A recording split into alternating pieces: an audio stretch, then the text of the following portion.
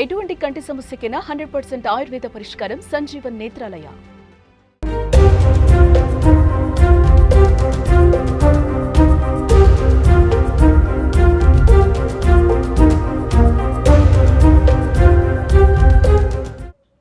అందరికీ నమస్కారం. నేను Swaroopa Potlapalli. Welcome to Suman TV. ప్రకృతి కన్నెర్ర చేస్తోంది. భారీ వరదలు, వర్షాలు, అలాగే కొండ చర్యలు విరిగిపడడం, మేఘ విస్ఫోటనాల రూపంలో ప్రజలను భయపెడుతోంది. అసలు ఈ ప్రకృతి విలయాలు, వైపరీత్యాలన్నీ మనుషులు చేసిన పాపాలే వీటి రూపంలో కనిపిస్తున్నాయా అనే ఆందోళనలు కూడా మొదలవుతున్నాయి. ప్రస్తుతం నాతో పాటు ఉన్నారు స్పిరిచువల్ హీలర్ వనజ రామిశెట్టి గారు. ఆవిడతో మాట్లాడదాం. నమస్తే వనజ గారు. ఈ మధ్యకాలంలో ఆధ్యాత్మిక క్షేత్రాల్లో, పుణ్య స్థలాల్లో జరుగుతున్న మేఘ విస్ఫోటనాలని మీరు చూశారు. వాటన్నిటిని చూస్తున్నప్పుడు మీకు ఏమనిపించింది? ఎందుకంటే అవేమి చిన్న స్థాయి కాదు, సడన్గా వచ్చేస్తున్నాయి, గ్రామాలనే కొట్టేస్తున్నాయి, మనుషులు వందల్లో గల్లంతైపోతున్నారు, అడ్రస్ లేకుండా పోతున్నారు. వీటి మీద మీ అభిప్రాయం ఏంటి? అంటే ఇక్కడ రెండు ఆస్పెక్ట్స్గా చూడాలండి.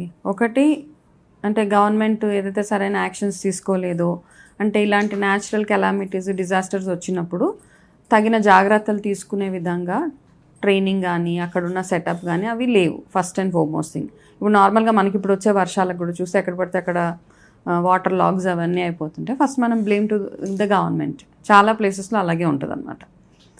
అయితే పిచ్చి పిచ్చిగా పర్మిషన్స్ ఒకటి ఇచ్చేయడం, ఎక్కడ పడితే అక్కడ ఇల్లీగల్ కన్స్ట్రక్షన్స్ అవి చేసేయడము, ఇవి ఒకటి ఆస్పెక్ట్ ఆఫ్ ఇట్.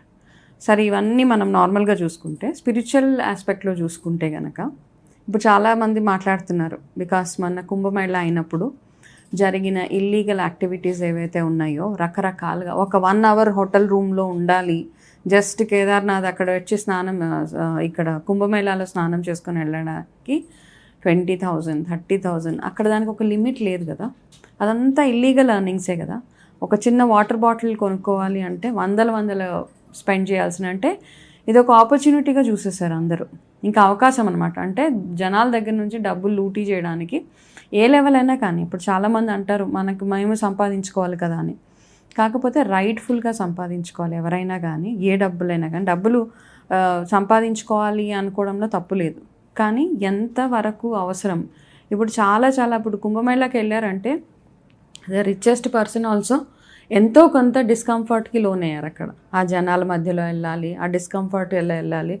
అట్లాంటి వాళ్ళ దగ్గర అంత అంటే మూనపలు అంటే ఎవరికి నోటికి ఎంత వస్తే అంత. అది హోటల్ రూమ్స్ అవ్వచ్చు, ఫుడ్ అవ్వచ్చు, స్టే అవ్వచ్చు, ఏది చూసినా ఏది ముట్టుకున్నా అక్కడ. ఇవన్నీ పక్కన పెట్టేస్తే వైరల్ అయిన వీడియోస్ ఏవైతే ఉన్నాయో అవి ఆడవాళ్ళు ఎట్లా స్నానాలు చేసుకుంటున్నారు కుంభమేళాలో దిగి, అవన్నీ వల్గర్గా కదా. ఎవ్రీథింగ్ వాజ్ సో అంటే ఆబ్సీన్గా. ఇంకా ఒక అమ్మాయిది చాలా వైరల్ చేసేసారు కంప్లీట్గా. మోనాలిసా సెలబ్రిటీ చేసేసారు. ఆడవాళ్ళు చాలా గ్రూప్ ఆఫ్ ఉమెన్ స్నానం చేస్తుంటే వాళ్ళ ఫొటోస్ వైరల్ చేసేసారు. అయితే ఇవన్నీ అయినప్పుడు ఒక పుణ్యక్షేత్రంకి వెళ్ళినప్పుడు, ఒక కుంభమేళాకి వెళ్ళినప్పుడు, కుంభమేళాని చాలా హైప్ చేశారు first and foremost thing. Okay, జనరల్గా మేళాస్ చాలాసార్లు అయ్యాయి, కానీ ఈసారి అయిన కుంభమేళాని టూ మచ్ ఆఫ్ హైప్ ఇచ్చేసారు రకరకాలుగా. అన్ని ఆస్పెక్ట్స్లో, మీడియాలో అవ్వచ్చు, గవర్నమెంట్ అవ్వచ్చు, జనాలు అవ్వచ్చు. Because they saw business in it అనమాట. బేసిక్గా బిజినెస్ని చూశారు. కానీ భగవంతుడు నేచరు చూస్తూ ఊరుకోదు కదా. ఏదైనా కానీ ఒక్క వాష్ ఆఫ్ అనమాట.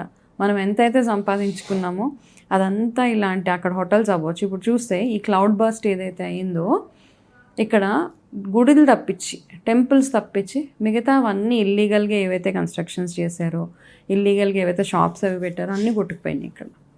So that it self says that మనము ఇంతకుముందులాగా ఎప్పుడో నెక్స్ట్ జన్మలో పనిష్మెంట్స్ లేవు. ఎప్పుడుదప్పుడే అయిపోతుంది అనమాట. కలియుగమో ఏమో మరి, ఎప్పుడుదప్పుడే క్లియర్ అయిపోతుంది అనమాట. మనం ఇలా చేస్తే వెంటనే దానికి రిజల్ట్ భగవంతుడు ఈ రూపంలో చూపిస్తాడు. మనం అంటాం ప్రకృతి కన్నెర్ర చేసింది, అమ్మవారు కన్నెర్ర చేసింది అట్లా అంటూ ఉంటాం. కానీ కన్నెర్ర చేయడం కంటే కూడా ఒక కైండ్ ఆఫ్ అ క్లెన్జింగ్ అనమాట. మనం బాడీని ఎలాగైతే డీటాక్స్ చేసేస్తున్నామో, భగవంతుడు ఇలాంటివన్నీ చేసి నేచర్ని కూడా డీటాక్స్ చేసేసి ఒక వార్నింగ్ ఇస్తున్నారు.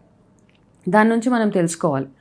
చాలామంది భగవంతుని నమ్మిన వాళ్ళు ఎవరైతే ఇలా ఇల్లీగల్ యాక్టివిటీస్ అవి చేశారో, నెక్స్ట్ టైం నుంచి అట్లీస్ట్ కాస్త ఎథికల్గా ఉండడానికి ట్రై చేయాలి. రెండోది, గవర్నమెంట్ పరంగా చూసుకున్న, సేఫ్టీ అండ్ సెక్యూరిటీ పరంగా చూసుకున్న, ఇలాంటివి వచ్చినప్పుడు ముందే కాస్త అంచనాలు ప్రాపర్గా చేసుకుని ఎటువంటి సేఫ్టీ తీసుకోవాలో రెండు ఆస్పెక్ట్స్లో చూసుకోవాలి మనం ఇది. వనజ గారు మీరు అన్నది కరెక్టే. ఒకప్పుడు కాశీకి వెళ్ళడం అంటే కాటికి వెళ్ళినట్టే అనుకునేవాళ్ళు, కానీ ఇప్పుడు వారణాసికి ఎలా వెళ్తున్నారు? అసలు ఒక పుణ్యక్షేత్రానికి ఆధ్యాత్మిక ప్రాంతానికి వెళ్ళాలి అంటే ఎంత భక్తి శ్రద్ధలతో వెళ్ళాలి, కానీ ఇప్పుడంతా ఎంజాయ్మెంటే కనిపిస్తుంది. ఇందాక మీరు కూడా కోట్ చేశారు, మోనాలిసా అనే అమ్మాయి వెనక అసలు మహాకుంభమేళ పవిత్రతని వదిలేసి ఆ అమ్మాయి వెనక పడ్డారు జనం. అఘోరాలు ఎలా ఉన్నారు, వాళ్ళ హెయిర్ స్టైల్స్ ఎలా ఉన్నాయి, వీటి మీదే ఎక్కువగా ధ్యానం, వాళ్ళ ధ్యాస అంతా కూడా కేంద్రీకృతమైనట్టుగా కనిపిస్తోంది. అంటే భక్తిని ఎంజాయ్మెంట్కి కేంద్రంగా మార్చుకుంటున్నారంటారా?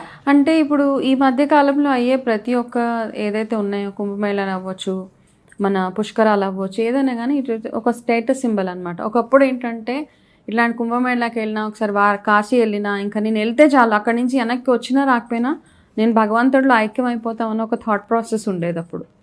కానీ ఇప్పుడు ఎట్లా అంటే అక్కడికి వెళ్ళామా లేదా స్టేటస్ అనమాట. నేను ఎంత బాగా వెళ్ళాను, నాకు ఎంత బాగా దర్శనం అయింది, నన్ను ఎంత రాయల్గా నేను వెళ్ళగలిగాను, ఎంత ఫెసిలిటీస్ తోటి నేను వెళ్ళగలిగాను, ఇవంతా హైప్ ఇచ్చుకోవడమే తప్పిస్తే నిజంగా భక్తితోటి ఎవరు వెళ్ళట్లేదండి. చాలామంది ఒక ఫన్, ఒక ఎంటర్టైన్మెంట్, గ్రూప్ యాక్టివిటీస్లో అక్కడికి వెళ్తూ కూడా స్మోకింగ్ చేసుకుంటూ, డ్రింకింగ్ చేసుకుంటూ వెళ్తున్నారు. ఇవన్నీ ఉన్నాయి. ఒకప్పుడు కాశీ వెళ్ళడం అంటే అన్నీ వదిలేసేవాళ్ళు, కాళ్ళకి చెప్పులు లేకుండా, భోజనం ఒక పూటే భోజనం చేస్తూ, దారిలో కనిపించిన వాళ్ళందరికీ అన్నదానాలు అవి చేస్తూ, ఒకవేళ సక్సెస్ఫుల్గా వారణాసి వెళ్ళి వెనక్కి వస్తే వాళ్ళందరినీ పిలిచి భోజనాలు పెట్టి ఆ వారణాసి కాశీ వెళ్ళిన వాళ్ళందరినీ ఒక నిజంగా భగవంతుడిని చూసినట్టు ట్రీట్ చేసి వాళ్ళ ఇళ్ళకి వెళ్ళి వాళ్ళ కాళ్ళకి దండం పెట్టి ఇంత ప్రొసీజర్ ఉండేది. ఇప్పుడంటే ఎవ్రీథింగ్ ఈజ్ ఈజీ. కాకపోతే ఆ ఈజీలో మనం ఏం చేస్తున్నామంటే ఈ ఆధ్యాత్మికతను పక్కన పెట్టేసి, ఏదైతే పర్పస్కి వెళ్ళామో ఆ పర్పస్ని పక్కన పెట్టేసి మిగతా అవన్నీ కదా, ప్రతి ఒక్క నిమిషం మనం updating in the social media ఇవన్నీ చేస్తున్నప్పుడు మనం 100 సార్లు వెళ్ళినా మనకు ఆ పుణ్యం దక్కదు. అప్పట్లో ఒక్కసారి వెళ్తే చాలు, కాశీకి ఒక్కసారి జీవితంలో ఒక్కసారి కాశీ వెళ్ళొస్తే మనకు అంత పుణ్యం వస్తుందని చెప్పేవారు. ఇప్పుడు మీరు 100 సార్లు వెళ్ళండి ఇవన్నీ చేస్తూ, పుణ్యం రాదు, ఏమీ రాదు. ఇట్స్ జస్ట్ అ విజిట్ అనమాట. అన్నీ ఎలాగైతే టూరిజం ప్లేస్ లాగా పాడేశారు కాశీని కూడా, అంతే. ఉత్తరాఖండ్ దేవు భూమి అంటారు. గుళ్ళు, గోపురాలు, అసలు అక్కడ ఉండే ప్రకృతి రమణీయత, అక్కడికి వెళ్ళాము, అడుగు పెట్టాము అంటే చాలు దేవుణ్ణి చూడడంతో పాటు అబ్బా జీవితం ఇలా ఉండాలి అనిపిస్తూ ఉంటుంది. అలాంటి చోట 2013లో వచ్చిన వరదలు మామూలువి కాదు. అయితే ఈ మధ్య కాలంలో కూడా మళ్ళీ మేఘ విస్ఫోటనాలు జరుగుతూ ఉన్నాయి. అంటే గొప్పగా హాయిగా ఉన్న ప్రకృతిని మనమే వెళ్ళిపోయి ఆధ్యాత్మికత, దేవుళ్ళు అనుకుంటూ అవసరానికి మించి హడావిడి చేసి ఇదంతా చేస్తున్నామంటారా? ఎగ్జాక్ట్లీ కదా. ఇప్పుడు ఎంత ప్రతి ఒక్క దాంట్లో నేను చెప్పినట్టు బిజినెస్ మాత్రమే చూస్తున్నామండి, సంపాదన ఒకటే చూస్తున్నాం. అక్కడ money, how can I mint money, అక్కడ వరకు. ఎందుకంటే ఇప్పుడు చూడండి, ఒక ఫెస్టివల్ రానివ్వండి, ఒక 4 రోజుల్లో వినాయక చవితి ఉంది. ఆ వినాయక చవితి వచ్చినప్పుడు ప్రైజెస్ కానివ్వండి, నార్మల్గా మనకు రోజు 10 రూపాయలకు దొరికే పువ్వులు అవ్వచ్చు, ఏదైనా అవ్వచ్చు, 60, 70, అసలు నోటికి ఇంకా స్టాప్ లేదనమాట. మళ్ళీ మనమే వీడియోస్ చేస్తూ ఉంటాం, ఎవరి దగ్గర బార్గెయిన్ చేయకండి అనేసి. కాకపోతే ఒక లిమిట్ పెట్టాలి ఇట్లాంటి వాటికి. పూల ప్రైస్ కానివ్వచ్చు, మిగతావి ఏవైనా కానీ అవసరం కాబట్టి, అంటే అవసరానికి మించి హైప్ చేస్తున్నాం కాబట్టి వాళ్ళు కూడా అవకాశంగా తీసుకుంటున్నారు అది ప్రతి ఒక్కటి. కాకపోతే ఇవన్నీ ఆస్పెక్ట్స్లో మీరు ఉత్తరాఖండ్ గురించి చెప్పారు 2013లో, అప్పుడు కూడా ఎక్కడ ఏది ఎలా వెళ్ళిపోయినా టెంపుల్ మాత్రం చెక్కు చెదరకుండా అలాగే ఉంది. కాబట్టి ఇవన్నిటిని మనం మళ్ళీ డివినిటీకే లింక్ చేయాల్సి వస్తుంది, భగవంతుడికే. భగవంతుడు అది నేచర్ కాబట్టి, ప్యూరిటీ కాబట్టి అసలు అన్షేకన్ అనమాట, ఎక్కడ కదలకుండా మెదలకుండా ఆ గుళ్ళన్నీ అలాగే ఉన్నాయి. మిగతావి ఏవైతే ఇల్లీగల్గా ఇన్వాల్వ్ అయ్యారో ప్రతి ఒక్కటి వెళ్ళిపోయింది కదా. అప్పుడు కూడా ఎంత డిజాస్టర్ అయినా టెంపుల్ ఇంత కూడా చెక్కు చెదరలేదు, మళ్ళీ నార్మల్గా అయిపోయింది. ఎట్లా ఉన్న టెంపుల్ అట్లా అయిపోయింది.